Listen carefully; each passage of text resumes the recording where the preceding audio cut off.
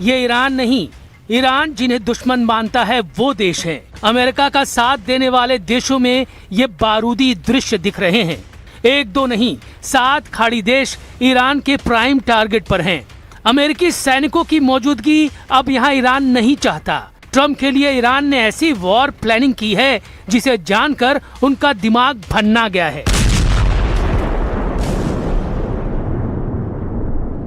Iran के war commander बड़े जिद्दी हैं, जुझारू हैं, उतने ही खूंखार भी हैं। उनमें भी जनरल जब्बारी सबसे कुख्यात है। जब्बारी ने ट्रम्प को धमकी दी है कि 10 साल तक ईरान ने अमेरिका से युद्ध की तैयारी कर ली है। ट्रम्प चाहे जितने बम बरसा ले, चाहे जितनी एयरफोर्स लगा ले, अब युद्ध में वो हावी नहीं हो पाएंगे, क्योंकि ईरान ने अभी अपने सुपर सीक्रेट हथियारों को इस्तेमाल ही नहीं किया है। जब्बारी ने दावा किया कि खाड़ी देशों में ईरान जिन हथियारों के धमाके कर रहा है वो उसकी असल ताकत का सिर्फ ट्रेलर भर है। आसमान छीनती ये मिसाइलें हों या फिर शाहिद और कर्रार जैसे महाविनाशकारी ड्रोन बम, ईरान के सबसे घातक हथियार के आगे कुछ भी नहीं। जब ईरानी किलर हथियार वॉर जोन में होंगे तब क्या होगा? क्या खाड़ी देशों में कयामत आ जाएगी? फिलहाल जो दृश्य है वो भी कम भयावह नहीं। ईरानी ड्रोन का बारूदी तूफान जॉर्डन में आया हुआ है, क्योंकि यहाँ ट्रम्प फोर्स का अजराक सैन्य अड्डा है जिसे ईरान ने धुआं कर दिया है। अजराक बेस के हैंगर में ट्रम्प के जितने जंगी जेट हैं उन्हें ईरान कबाड़ बनाने लगा है। गनीमत ये रही कि ईरान की दागी 3 बैलिस्टिक मिसाइलों को जॉर्डन के डिफेंस सिस्टम ने रोक लिया, वरना ट्रम्प को ऐसा झटका लगता जिससे उबरना मुश्किल हो जाता। ये कुवैत है, यहाँ मीना अब्दुल्ला में अमेरिकी लॉजिस्टिक फैसिलिटी सेंटर है। ईरान के फ्लाइंग बमों ने मीना अब्दुल्ला को भी खंडहर बना दिया है। यानी ट्रम्प ने जिस लड़ाई को 4 से 6 दिन का ऑपरेशन समझा वो ऐसा महायुद्ध बन गया है जिसमें कई देश तबाही की तरफ तेजी से बढ़ रहे हैं। क्योंकि ईरान अमेरिका में घुसकर तो हमला नहीं कर सकता, इसलिए अमेरिकी सेना जहाँ भी दिख रही है ईरान वहीं हमला कर रहा है। जॉर्डन के मुवफ्फक साती एयरबेस पर ईरान ने हमला किया। ईरान की सेना ने ऑपरेशन साइके के तहत जॉर्डन के अजरक में अटैक किया। फारसी में साइके के माने होते हैं थंडरबोल्ट। ईरानी सेना के मुताबिक इस हमले में उन जगहों को निशाना बनाया गया है जहां F-15 लड़ाकू विमान तैनात किए गए थे। तो ईरान के तेवर बेहद खतरनाक है, वो पीछे हटने के मूड में नहीं है। दूसरी तरफ ट्रम्प हैं जिन्होंने 3 दिन में 3 बयान दे डाले। ट्रम्प की बयानबाजी का जवाब ईरान के राष्ट्रपति पेजेश्कियन ने दिया है। पेजेश्कियन ने यकीन दिलाया कि युद्ध में अमेरिका को कुछ हासिल नहीं होने वाला। ईरान के टूटने के सपने देख रहे इजराइल को भी ईरान करारा जवाब देने की तैयारी कर रहा है। लेकिन सुपर पावर का स्टैंड पल पल बदल रहा है। तो क्या अमेरिका अब बैकफुट पर है? क्या ट्रम्प अपना गियर चेंज करने वाले हैं? सिग्नल मिल रहे हैं कि अमेरिका सर्वनाश युद्ध शुरू कर सकता है। ट्रम्प ने ईरान के पुल और पावर प्लांट की तबाही की धमकी जब से दी है तब से सुपर पावर के जंगी हथियारों का ईरान के नजदीक पहुंचना तेज हो गया है। अमेरिकी सेना ने ईरान के खिलाफ नौसैनिक नाकेबंदी फिर से लागू कर दी। ईरान की मीडिया ने दावा किया कि ताजा अमेरिकी बमबारी से उसके 10 सैनिकों की मौत हुई है। ईरान के हिनगाम आइलैंड और बंदर अब्बास में भी धमाके हुए। केशम द्वीप और सीरिक पर भी हमले हुए। अमेरिका ने इन हमलों के वीडियो जारी किए हैं, जिसके बाद रेवोल्यूशनरी लड़ाकों ने धमकी दी है कि अगर ट्रम्प ने हमले बंद नहीं किए तो पूरी दुनिया को तेल युद्ध झेलना पड़ेगा। पहले राउंड में ईरान ने ट्रम्प को फ्यूल पावर से झुका दिया था। अब की बार ईरान 10 साल का जज्बा लेकर युद्ध में उतरा है। ईरान का इरादा बता रहा है कि अमेरिका ब्लंडर कर चुका है। पेंटागन पहले ही आगाह कर चुका था।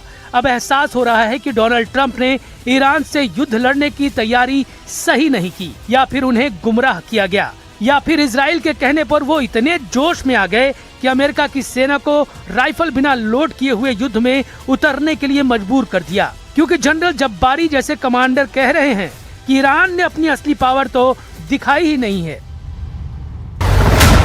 यानी जब्बारी की धमकी को अमेरिका कतई नजरअंदाज नहीं कर सकता। जब्बारी ने ही ईरान के सीक्रेट सुपर वेपन की जानकारी मार्च में युद्ध भड़कने के बाद दी थी। ऐसा जनरल अगर 10 साल तक युद्ध के लिए ललकार रहा है तो अमेरिका की धुकधुकी बढ़नी तय है। वैसे भी अमेरिका इराक से अपना तंबू उठाकर उल्टे पांव लौट रहा है। ट्रंप ने इराक से सेना की वापसी की डेडलाइन तय कर दी है। अमेरिका 30 सितंबर 2026 तक इराक से अपनी सभी सैन्य मौजूदगी पूरी तरह से खत्म कर देगा। इराक से अमेरिका के हटने भर की देर है, फिर इजराइल की टेंशन बढ़ जाएगी। ईरान सपोर्टर लड़ाके इजराइल को आसानी से निशाना बनाने लगेंगे। इधर ईरान ने इजराइल की एक और कमजोर नस दबाने का प्लान बना लिया है। इजराइल का चिकन नेक यानी उसकी तेल सप्लाई को खत्म करना ईरान के लिए बहुत मुश्किल मिशन नहीं, लेकिन नेतन्याहू कह रहे हैं कि ईरान ने अगर उसे निशाना बनाया, ऐसा बदला लिया जाएगा कि मुस्तफा खमेनी की जमीन खिसक जाएगी। אגיד לכם רק דבר אחד, לא, אני אגיד את זה למנהיגי איראן. אל תבנו על כך שיהיה שקט אם תתקפו אותנו. אל תבנו על כך שיהיה שידור חוזר, כי זה לא יהיה שידור חוזר.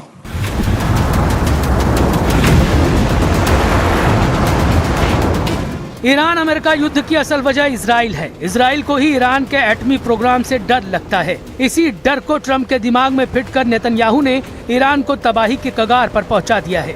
लेकिन ईरान का वादा है, जितना नुकसान उसे होगा उसके 10 गुना वो दुश्मनों का करेगा।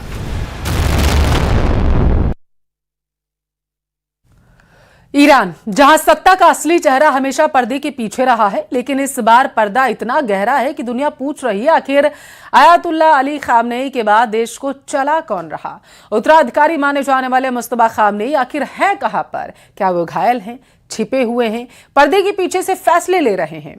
इस रिपोर्ट में हम ईरान से जुड़े इस रहस्यमय सवाल की परतें आपको दिखाएंगे।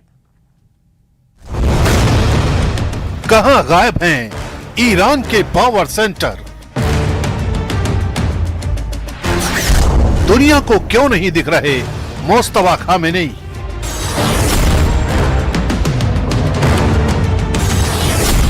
क्या पर्दे के पीछे चल रही है ईरान की सरकार? आखिर ईरान को कौन चला रहा है?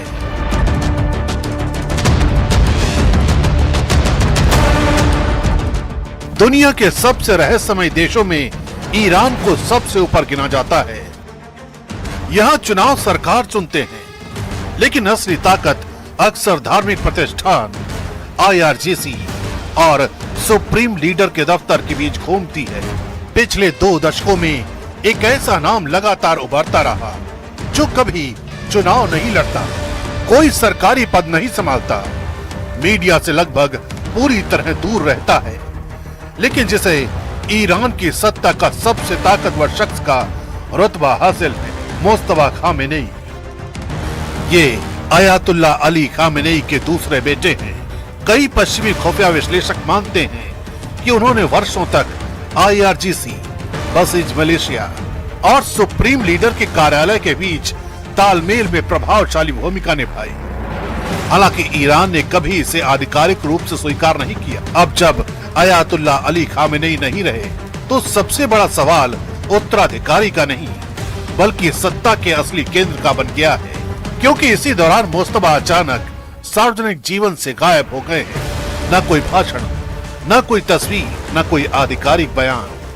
और यहीं से शुरू होती है दुनिया की सबसे रहस्यमयी राजनीतिक गुमशुदगी की कहानी। But we're going to hit him very hard tonight. We're going to hit him very hard tomorrow night. We're going to hit him very hard the night after. And then next week it gets really bad for them, because next week comes the power plants. Next week comes the bridges. We're going to knock out all their power plants. We're going to knock out all their bridges unless they get to the table and negotiate. You better make a deal. You're not going to have anybody left. We're being very careful with the civilian population, as you know, but I said, you better make a deal. You're not going to have anything left. Mustafa Khamenei की गैर मौजूदगी को लेकर कई तरह के दावे सामने आए हैं। कुछ पश्चिमी मीडिया संस्थानों ने कहा कि वे इजरायली हमले में घायल हुए हैं। कुछ रिपोर्टों में उनके चेहरे के झुलसने की बातें लिखी गई हैं, जबकि सोशल मीडिया पर उनकी मौत तक के दावे वायरल हुए।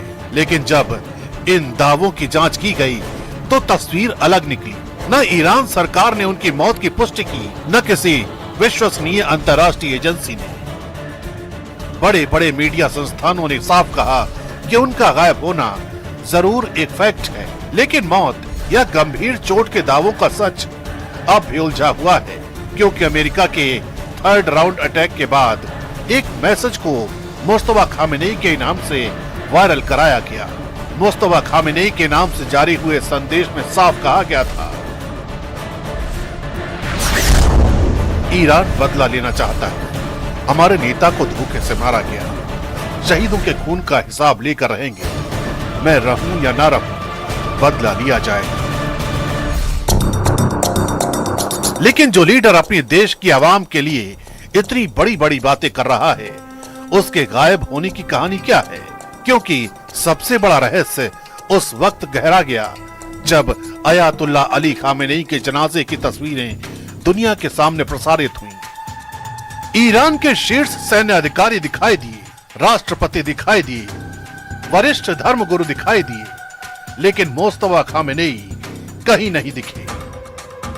ईरान की राजनीति में प्रतीकों की अहमियत बहुत बड़ी होती है, इसलिए ये गैर मौजूदगी सिर्फ एक कुर्सी की नहीं थी, बल्कि एक ऐसा सवाल थी जिसका जवाब आज तक किसी ने नहीं दिया। पश्चिमी सुरक्षा विश्लेषकों का एक वर्ग मानता है कि इजराइल की संभावित कार्रवाई के डर से उन्हें सुरक्षित स्थान पर रखा गया है। दूसरी ओर कुछ विशेषज्ञों का कहना है कि ईरान के लिए उनकी सुरक्षा सर्वोच्च प्राथमिकता है, लेकिन ईरानी अधिकारियों ने उनकी गैर मौजूदगी की कोई साफ वजह सार्वजनिक नहीं की है। यही चुप्पी आज सबसे बड़े सवाल को जन्म देती है।